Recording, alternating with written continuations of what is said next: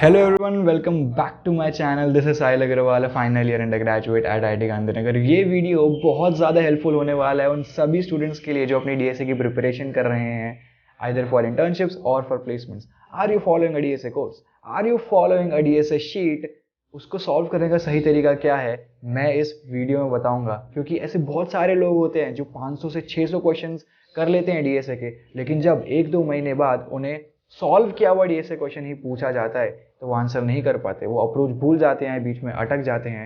ऐसा क्यों? चिंता मत करो, आपके साथ ऐसा नहीं होगा। बिकॉज मैं प्रॉब्लम बताऊंगा ऐसा क्यों होता है एंड उसका सोल्यूशन बताऊंगा जो मैंने अपनी प्रिपरेशन करते वक्त ध्यान में रखा था एंड मेरे को उसको बहुत सारे फायदे मिले थे।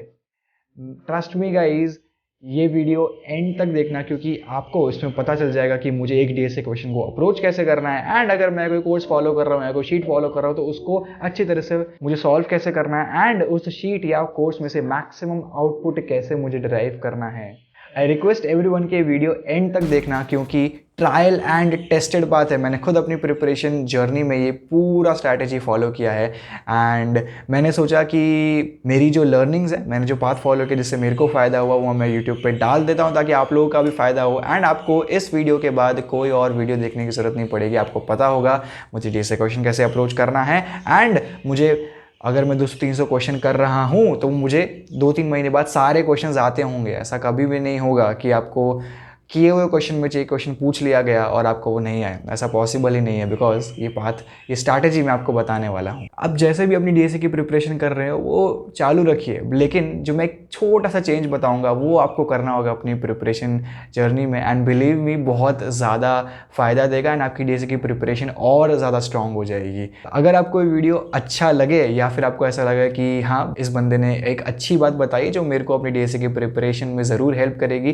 तो ज़रूर से सब्सक्राइब करना, चैनल को लाइक करना एंड शेयर करना अपने फ्रेंड्स के साथ जो आपके साथ डीएसए की प्रिपरेशन कर रहे हो एंड कमेंट करके मुझे बताना कि आपको क्या प्रॉब्लम आ रही है डीएसए करते वक्त या आपको कैसी वीडियोस चाहिए, चाहे वो डीएसए से रिलेटेड हो, चाहे वो इंटर्नशिप प्लेसमेंट से रिलेटेड हो, चाहे वो आईआईटी से रिलेटेड हो।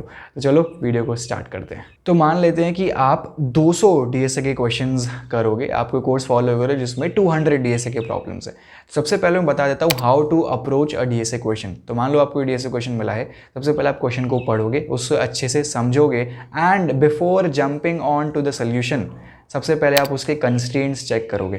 कंस्ट्रेंट्स चेक करना बहुत ज़्यादा इंपॉर्टेंट है, बिकॉज मान लो आपने कंस्ट्रेंट्स चेक करे बिना ही एक ऑर्डर एन स्क्वायर का सोल्यूशन अगर आप दिमाग में लेके आए 15-20 मिनट लगा के एंड फिर आपको पता चला ओ इसमें तो जो वर्स्ट केस टाइम कॉम्प्लेक्सिटी थी वो ऑर्डर एन लॉग एन थी, तो आपकी जो 15-20 मिनट की मेहनत है वो तो वेस्ट हो गई, राइट। तो ये गलती नहीं करनी है। हमें सबसे पहले जो भी कंस्ट्रेंट्स दिए गए हैं वो देखने हैं एंड फिर हमें देख लेना है कि वर्स्ट केस टाइम कॉम्प्लेक्सिटी कितनी जा सकती है। अगर वो ऑर्डर एन लॉग एन है तो फिर हमें वहाँ तक का ही सोल्यूशन सोचना है। ऑर्डर एन स्क्वायर है तो हमें ऑर्डर एन स्क्वायर तक का ही सोल्यूशन सोचना है। ये हमने देख लिया, उसके बाद हमें सोल्यूशन सोचना स्टार्ट करना है। तो मान लो आपने 10-15 मिनट लगाए और आपको एक सोल्यूशन क्लिक हो गया एंड आपको एज अ ह्यूमन ब्रेन की टेंडेंसी होती है कि हमें लगता है कि हमारा सोल्यूशन ही सही है, तो आपको ऐसा लगेगा हाँ भाई मैंने सोल्यूशन सोच लिया है एंड फिर आप कोड कर दोगे एंड 15-20 मिनट लगा के आपने कोड किया एंड फिर जैसे ही आपने सबमिट बटन दबाया आपको पता चला ओ ये तो रॉन्ग आंसर आ चुका है। तो इसलिए आई वुड रिकमेंड कि जैसे अपना पहला सोल्यूशन सोचो तो think of an edge case where your solution might fail. ये बहुत ज़्यादा इंपॉर्टेंट है कि एक एज केस के बारे में सोचना जहाँ पे आपका सोल्यूशन फेल हो रहा हो, बिकॉज जो भी पहला सोल्यूशन हमारे दिमाग में आता है 70-80% चांसेस होते हैं कि वो जो सोल्यूशन है वो गलत होता है। इसलिए बिना सोचे समझे, बिना कोई एज केस को देखे आप प्लीज सोल्यूशन लिखना या कोड लिखना मत स्टार्ट कर देना, ये टाइम वेस्ट होता है। एज केस सोच लो एंड आपको पक्का एक एज केस ऐसा मिल ही जाएगा जहाँ पे आपका सोल्यूशन नहीं चल रहा होगा। तो एज केस मिला तो फिर आप वहाँ पर एक नया सोल्यूशन सोचोगे एंड मान लो आपको एक ऐसा सोल्यूशन मिल चुका है जहाँ पे जो भी आपने एज केस सोचा है वहाँ पे आपका जो सोल्यूशन है वो पास कर रहा है, तो फिर आई वुड रिकमेंड कि आप कोड करना स्टार्ट कर दो, बिकॉज हाई चांसेस है कि वो कोड आपका सबमिट हो जाएगा। ठीक है, तो ये ध्यान रखना है कि एज केसेस हमें सोचना ही है, बहुत ज़्यादा इंपॉर्टेंट चीज़ होती है टू सेव टाइम। एक और चीज़ आपको ध्यान में रखनी बहुत ज़्यादा इंपॉर्टेंट है, प्लीज़ डोंट बी ईगोइस्टिक। ऐसा बहुत लोग करते हैं कि उन्हें लगता है कि मेरा डीपी बहुत स्ट्रांग है और अगर डीपी का डीएसए क्वेश्चन आ गया तो ये करके ही रहूँगा, चाहे 1.5 घंटा लग जाए, चाहे 2 घंटा लग जाए, चाहे 2.5 घंटा लग जाए, वो बैठे रहते हैं उस क्वेश्चन पे। बट ऐसा ये गलती आपको नहीं करनी। मैं बताता हूँ आपको क्या करना है। आपको एक मीडियम लेवल डीएसए क्वेश्चन को मैक्सिमम 1 घंटा देना है। अब मैं बताता हूँ 1 घंटा कैसे लग सकता है। तो सबसे पहले जैसे आपको क्वेश्चन मिला तो I would recommend 25 to 30 minutes आप सबसे पहले खुद ही उस क्वेश्चन के सोल्यूशन के बारे में सोचो, दिमाग लगाओ। अगर आपको सोल्यूशन मिल जाता है तो कोड कर दो, वो तो बेस्ट चीज़ है। मान लो 30 मिनट के बाद भी आप किसी सोल्यूशन तक नहीं पहुंच पाते तो हिंट देखो। Leet code Geeks for Geeks पे हिंट का ऑप्शन होता है, तो सबसे पहली हिंट देखो एंड हिंट देखने के बाद 10 मिनट वापस सोचो। अगर फिर भी पता नहीं चलता, सेकंड हिंट देख लो एंड फिर 10 मिनट सोचो एंड फिर भी अगर पता नहीं चलता तो आई वुड रिकमेंड कि आप सोल्यूशन जाके देख लो या फिर ट्यूटोरियल जाके देख लो कि इस क्वेश्चन को सॉल्व कैसे करते हैं एंड फिर उस क्वेश्चन को खुद कोड करो। ठीक है, इससे आपका 1 घंटा 15 मिनट तक मैक्सिमम जाएगा। ऐसा मत करना कि ये क्वेश्चन तो मैं करके ही रहूँगा, मैं ना हिंट देखूंगा, मैं ना सोल्यूशन देखूंगा, बिकॉज हर एक क्वेश्चन आपको कुछ ना कुछ सिखाने के लिए आता है। अगर आप 100 क्वेश्चन कर रहे हो तो ऐसा तो नहीं होगा ना कि आप 100 के 100 कर लोगे, आप भगवान थोड़ी हो। आप 60 कर पाओगे, 70 क्वेश्चंस कर पाओगे, बाकी जो 20-30 क्वेश्चन होंगे वो आपको सिखाने के लिए आए हैं। आप एक लर्निंग प्रोसेस से गुजर रहे हो, आप वहाँ पे सीखने आए हो। आप अपना ईगो प्लीज़ मत बीच में डालना कि भाई मैं तो करके ही रहूँगा, ऐसा मत करना, बहुत बड़ी गलती होती है, आपका टाइम वेस्ट होगा इससे। जो सेकंड पॉइंट है डीएसए शीट या डीएसए कोर्स को अप्रोच करने का, वो है please focus on revision and taking notes of questions which you were not able to solve in your first go। इसका मतलब क्या है, मान लो आपको डीएसए क्वेश्चन मिलता है एंड आपने उसे पहले ही गो में कर दिया, इसका मतलब बहुत ज़्यादा हाई चांसेस है कि जब आपको 1-2 महीने बाद वो क्वेश्चन दिया जाएगा तो आप उस क्वेश्चन को अपने आप ही कर लोगे। लेकिन अगर आपको एक ऐसा डीएसए क्वेश्चन मिला जिसका आंसर आप नहीं सोच पाए, तो फिर ऐसी हाई प्रोबेबिलिटी हो जाती है कि अगर आपको 1-2 महीने बाद वो क्वेश्चन पूछा जाएगा वापस से, तो वापस से वो क्वेश्चन नहीं कर पाओगे अगर आपने उसे रिवाइज नहीं किया होगा। एंड यहीं पे इंपॉर्टेंस आ जाती है एक नोटपैड को रखने की। तो यहाँ पे आपको दिख रहा होगा, ये मेरी नोटपैड थी। जब मैं प्रिपेयर कर रहा था तो मैं नोट डाउन करता था वो सारे क्वेश्चंस जो मेरे से नहीं होते थे एंड फिर मैं रोज़ उन क्वेश्चंस को रिवाइज करता था। इससे क्या होता था कि मुझे वो क्वेश्चन की अप्रोच पता चल जाती थी। बट आपको लग रहा होगा भाई ये तो फिर रट्टाफिकेशन हो गया डीएसए क्वेश्चन का। अरे नहीं भाई, रट्टाफिकेशन कैसे हुआ? 100 क्वेश्चन में से मान लो आपसे 30 क्वेश्चन नहीं बन रहे, तो रिवीजन तो करना पड़ेगा ना। वो 30 क्वेश्चन नहीं बने इसका मतलब उसमें कोई नया कॉन्सेप्ट है, वो नया कॉन्सेप्ट सीखने के लिए 2-3 बार हमें गो थ्रू करना पड़ेगा, राइट। तो मैं बता दूं आपको नोटपैड कैसे बनाना है। मान लो फर्स्ट डे है एंड फर्स्ट डे पे आपने 5 डीएसए के क्वेश्चन किए जिसमें से आपके 2 क्वेश्चन नहीं हुए, ठीक है। मान लिया आप करते गए एंड 7th डे पे आपने 7 क्वेश्चन किए जिसमें से आपके वापस से 2 क्वेश्चन नहीं हुए एंड जिसमें 7 दिन थे उसमें से 14 से 15 ऐसे क्वेश्चन थे जो आपसे नहीं हुए। इसका मतलब वो 14 से 15 क्वेश्चन अच्छे क्वालिटी के क्वेश्चंस हैं जो आपको रिवाइज करने बहुत ज़्यादा ज़रूरी है। तो मान लो अगर आपका एक डीएसए क्वेश्चन नहीं होता तो उसे फटाक से नोटपैड में लिख लो एंड 2-3 लाइन में उसका अप्रोच लिख दो कि इसका अप्रोच क्या था। ऐसा पूरा एक पेज भरने की जरूरत नहीं है, 2-3 लाइन में बस लिख दो कि यहाँ पे डीपी लग रहा था, या फिर 1-2 स्टेटमेंट्स आप लिख दो जो आपको लगता है कि इंपॉर्टेंट है। हाउ टू रिवाइज, मान लो आपका पहला दिन है और 2 क्वेश्चन आपसे नहीं हुए, वो 2 क्वेश्चन आपने नोटपैड में लिख लिए। तो फर्स्ट डे की रात को आपको वो 2 क्वेश्चन रिवाइज करने मतलब क्वेश्चन देखना है एंड उसका अप्रोच दिमाग में सोचना है, ठीक है। दूसरे दिन जब आपसे वापस से मान लो 2 क्वेश्चन नहीं होते, तो अब आपके सेकंड डे की जो नाइट है उस पर आपके पास 4 क्वेश्चन है रिवाइज करने के लिए, तो आपको 4 क्वेश्चन रिवाइज करने हैं।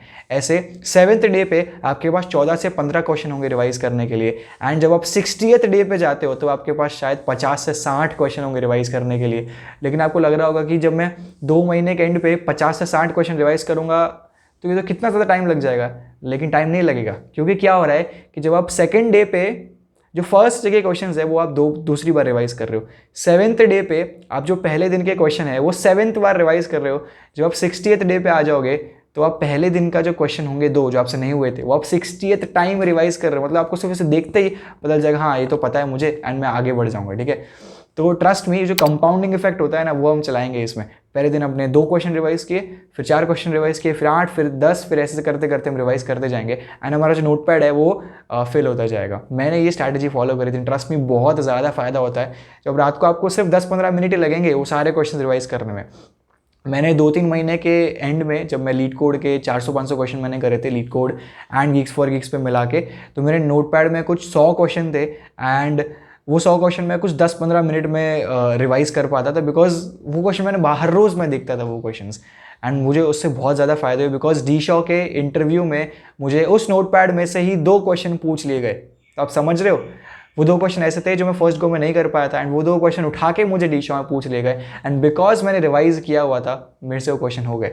मेरा एक और फ्रेंड था जिसका डीशो का इंटरव्यू हुआ, उसको भी किया हुआ क्वेश्चन ही पूछा गया इंटरव्यू में, बट वो नहीं कर पाया। क्यों नहीं कर पाया? जब मैंने उससे रीज़न पूछा तो उसने रिवाइज नहीं किया था। इसका मतलब समझ रहे हो, तो पावर ऑफ रिविजन बहुत ज़्यादा है। आपको बहुत छोटी चीज़ लग रही होगी, क्या भैया रिवाइज करना है, कौन करे, लेकिन अगर आपने नहीं किया ना रिवाइज, इसका मतलब अगर आप 400 क्वेश्चन करते हो एंड आपके 100 क्वेश्चन नहीं होते खुद से, एंड अगर आपने रिवाइज नहीं किया ना, इसका मतलब आपने 300 क्वेश्चन नहीं करे, आपने कुछ नया नहीं सीखा। जो बंदा 350 क्वेश्चन विथ रिवीजन कर रहा है वो आपसे आगे है। ध्यान रखना कि आपको रिवीजन पे बहुत ज़्यादा फोकस रखना है एंड नोटपैड बना के रखना है फॉर ऑल दोस क्वेश्चंस जो आप खुद से नहीं कर पाए थे। थर्ड पॉइंट है जो सबसे ज़्यादा इंपॉर्टेंट है, इज़ टू बी कंसिस्टेंट। आपको हर रोज़ डीएसए के क्वेश्चंस कर रहे होंगे। अगर आप कोई कोर्स फॉलो कर रहे हो या फिर कोई शीट फॉलो कर रहे हो, तो हर रोज़ ट्राई करो कि आप मिनिमम नंबर ऑफ क्वेश्चंस करो, जो भी आपको करना है। आपको 2, 3, 5, 7 जितने भी आपकी कैपेसिटी है, लेकिन हर रोज़ करो। ऐसा मत करना कि आपने 4 दिन डीएसए के क्वेश्चंस किए और 3 दिन नहीं किए, फिर 5 दिन किए, फिर 2 दिन नहीं किए। इससे लिटरली कोई फ़ायदा नहीं होता। अगर आपकी प्रोग्रेस 1 साल में जितनी होगी ना, ये घटिया पाथ को फॉलो करते करते, उतनी ही प्रोग्रेस एक बंदा या बंदी 3 महीने कंसिस्टेंटली करके ला सकता है ना। आप सोचोगे कि मैंने 4 दिन में 40 डेज से क्वेश्चंस कर लिए एंड फिर मैंने 3 दिन का गैप ले लिया, फिर वापस मैं 5 दिन में 50 कर लूँगा, उससे ज़्यादा फायदा नहीं होगा। बल्कि आप ये फॉलो करो कि आपने 7 दिन हर रोज़ 7-7 क्वेश्चन किए, जो तो भी आपके 49 क्वेश्चन हो जाते हैं। कंसिस्टेंसी बहुत ज़्यादा इंपॉर्टेंट है। अगर आप कंसिस्टेंट रहोगे तो आपका जो माइंड ग्रोथ है वो भी ज़्यादा होगा एंड आप ज़्यादा क्वेश्चंस भी कर पाओगे। एक आदत भी लग जाती है ना, माइंड को पता चल जाता है कि मुझे इस टाइम पे तो क्वेश्चन करने बैठना ही है, तो आप बैठोगे ही एंड आपका ग्रोथ ज़्यादा होगा। बस तो आज के वीडियो में इतना ही था, जहाँ मैंने आपको ये बता दिया कि एक नोटपैड को रखना कितना ज़्यादा इंपॉर्टेंट है, वो सारे क्वेश्चंस को नोट डाउन करना जो आपसे नहीं हुए थे वो कितना इंपॉर्टेंट है, रिवीजन करना कितना ज़्यादा इंपॉर्टेंट है। आई होप जो भी मैंने ये टिप्स बताए वो आप अपनी डीएसए की प्रिपरेशन में ज़रूर ऐड करोगे। मैं हमेशा ये ट्राई करूँगा कि मैं ऐसी वीडियोस बना पाऊँ जो आपको हेल्प कर रही हो किसी भी तरीके से, चाहे वो डीएसए की प्रिपरेशन में हो, चाहे वो सॉफ्टवेयर इंटर्नशिप्स या प्लेसमेंट्स के प्रोसेस के रिगार्डिंग हो, या फिर कोई एंटरटेनिंग वीडियो भी बनाने की कोशिश करूँगा। तो मिलते हैं नेक्स्ट वीडियो में। Till then take care and consistent रहो अपनी प्रिपरेशन में। Bye bye.